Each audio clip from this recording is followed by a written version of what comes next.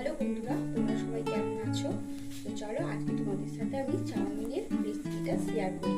Chowmein এখানে আমি সেদ্ধ করে রেখেছি, আর এখানে আমি সয়াবিন ভেজে রেখেছি, বাদাম ভেজে রেখেছি, পেঁয়াজ কুচিয়ে নিয়েছি, কাঁচা লঙ্কা কুচিয়ে নিয়েছি, আর এটা চাউমিনের মশলা, আর ডিমটাও ভেজে নিয়েছি। তো চলো এবার স্টার্ট করি রান্নাটা।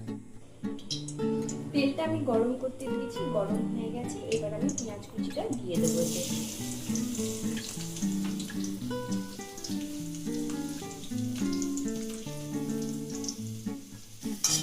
পেঁয়াজটা আমার ভাজা ভাজা হয়ে গেছে। এবার আমি কাঁচা লঙ্কাগুলো দিয়ে দেবো, একটু নেড়ে নেব। এবার আমি চাউমিনের মশলাটা দিয়ে দেবো। এবার আমি সয়া সস আর চিলি সসটা দিয়ে দেবো।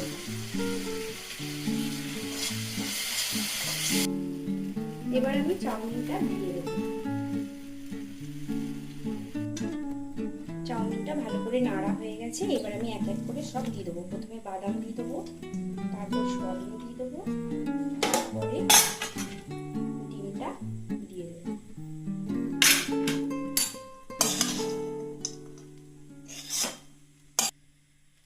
চাউমিন রেডি হয়ে গেছে। এবার গরম